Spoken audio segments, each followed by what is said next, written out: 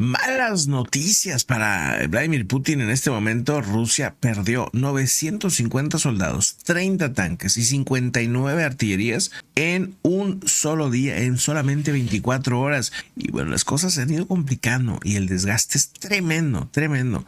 El ejército de Vladimir Putin habría tenido todas estas pérdidas y el Estado Mayor de la Fuerza Armada Ucraniana ha publicado las cifras de pérdidas de tropas y equipos de Rusia como parte de la actualización diaria. En ocasiones hay ese tipo de picos donde hay combates en los que, pues bueno, quedan rodeados los rusos y a él también ha habido así situaciones similares para ucranianos. El desgaste es terrible y es que Moscú habría perdido esta cantidad en la que ya serían o llevarían, según lo que se reporta, 379.610 personas, 379.610 rusos jóvenes, la mayoría, que pues obviamente ya no regresaron a sus casas. Durísimo. Claro, estas cifras no las acepta Rusia, definitivamente, ¿no? De entrada, todos los tanques registrados por Ucrania en combate que han sido destruidos son 6.257 en lo que va la guerra. 6.257 tanques destruidos, 9.067 sistemas de artillería, 11.621 vehículos blindados de combate, 12.044 vehículos y tanques de combustible, así como 331 aviones militares. Es una guerra que está en curso. Es una guerra que sigue generando un desgaste tremendo para Rusia y del cual pues no vamos a meter en una zona pantanosa, literalmente, porque esas zonas del sur donde están ahorita atacando son zonas en las que difícilmente se puede avanzar y es un tema pues que ya está tocando la puerta a Rusia, a Moscú, a Belgorod, a las refinerías que tienen allá para San Petersburgo. Está pegando mucho el tema económico y está pegando mucho obviamente la falta de gente, todas esas familias que se quedaron sin sus hijos. Imagínense ustedes. Dice, queremos que el fin de la guerra dependa de las acciones de Ucrania. El mundo apoya a quienes tienen una perspectiva y esta es una tarea fundamental, mantener la iniciativa para que podamos volvernos más fuertes, habría dicho en el discurso este mismo personaje. Y es que de entrada, en septiembre de 2022, el ministro de Defensa ruso, Sergei Shoigu, habría dicho que 5.937 soldados habían perdido la vida desde que comenzó la guerra. Esto en septiembre del 2022, donde entonces el Ministerio de Defensa informaba 3 veces más sobre las cifras de víctimas. Y desde ahí poco a poco fueron informando menos los rusos hasta que en un punto ya mejor no informan absolutamente nada. Y eso te dice mucho de cómo está yendo la guerra. El ministro de Defensa de Rusia también ha proporcionado pérdidas o cifras de pérdidas de las tropas ucranianas. La agencia de noticias estatal rusa citó el jueves que Ucrania habría perdido 568 aviones, 265 helicópteros y 11.140 vehículos. También Ucrania ha perdido 452 sistemas de misiles antiaéreos, 14.768 tanques, impresionante los tanques que han perdido los ucranianos, y 1.206 vehículos de combate. Es también 7.846 cañones, según lo que han reportado hasta el momento. Bueno, pues también tremenda las cifras en ambos lados. Y bueno, pues la situación sigue sin una posibilidad de que haya un alto al fuego, de momento por lo menos. Por otro lado, yéndonos a otro reporte, Qatar, este país que ha tratado de calmar las cosas entre Israel, Gaza y el grupo Hamas y todo esto, pues ahora mismo está ya reventando, ¿no? Dice Qatar que Netanyahu, el primer ministro de Israel, está obstruyendo deliberadamente los esfuerzos de una mediación en Gaza. Se supone que se está ahora mismo mediando para liberar a los rehenes, pero Netanyahu está haciendo todo, dice Qatar, para que no se medie, para que siga la guerra extendiéndose. Qatar ha criticado duramente al ministro de Israel, acusando a Benjamín Netanyahu de obstruir deliberadamente las negociaciones del alto al fuego y liberación de rehenes con Hamas para beneficio político personal, dice. El portavoz del Ministerio de Asuntos Exteriores de Doha, Mahed Al-Ansari, habría dicho por la noche del día de ayer que su gobierno estaba horrorizado por las declaraciones filtradas supuestamente hechas por Netanyahu en las que criticaba los esfuerzos de mediación de Qatar sobre la guerra en Gaza, añadiendo que los comentarios de Netanyahu son irresponsables y destructivos, pero también asegura que Qatar no está sorprendido, que sabían de esas intenciones, sabían de ese plan y con esto están revelando un plan que, aunque pues para muchos es obvio,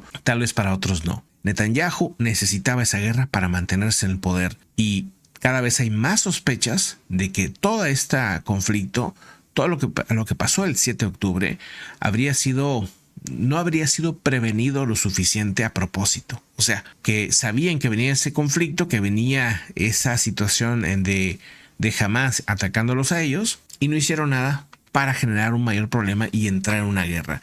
Un tema que cada vez hay más voces que han estado criticando a Netanyahu de haber provocado, de haber generado, digamos, con su inacción, haber generado esta situación, ¿verdad? Y después, pues el hecho de haber y estar atacando de manera desproporcionada. En este momento hay un ataque a una zona literal de ayuda humanitaria. Donde está la ayuda humanitaria, donde están los civiles, bombardearon el día de hoy. Ya se habla de 20 personas que perdieron la vida, civiles, que no tienen nada que ver ni con Hamas ni con nadie. Y también se habla de cientos de heridos. Entonces, pues, ¿a qué está jugando Netanyahu? Un político que no tiene popularidad dentro de Israel y que ahora mismo, pues, es un problema que cada vez crece más. Miren, vamos a ese detalle, porque en este momento ya se está reportando por la agencia EFE, la agencia internacional EFE, dice al menos 20 personas perdieron la vida y 150 resultaron heridas en un ataque contra civiles. Ellos, los civiles, se amontonaban en una fila en la ciudad de Gaza, en el norte enclave,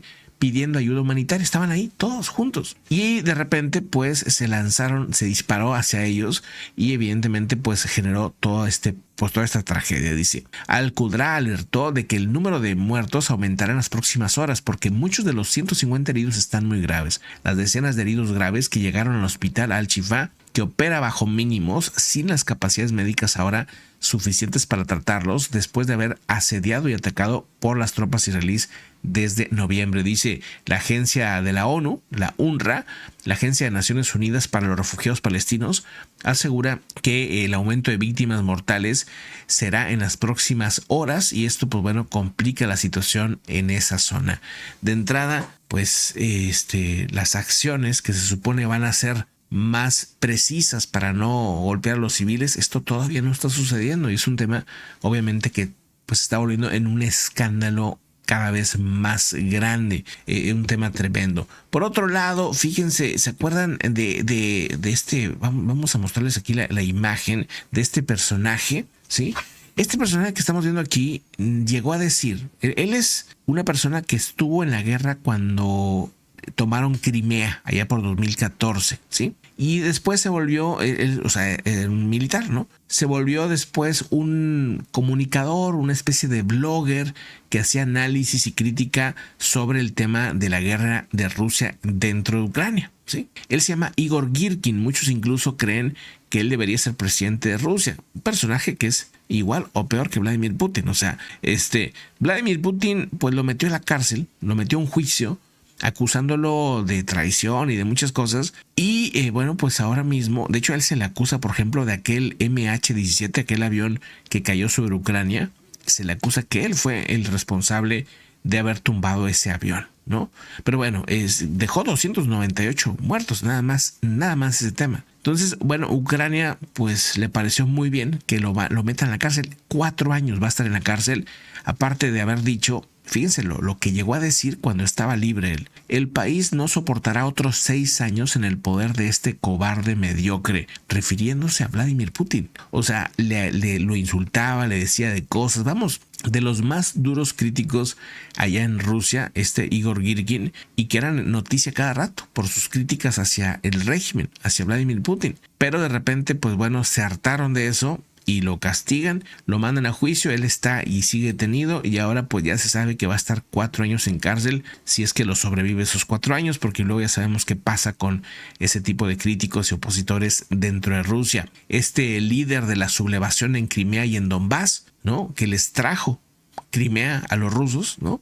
Pues ahora está enfrentándose a la justicia rusa y está condenado a 4 años de cárcel por criticar públicamente al régimen, a Vladimir Putin. Bueno, pues así las cosas en aquellos lugares. Vámonos a otra información en unos momentos más.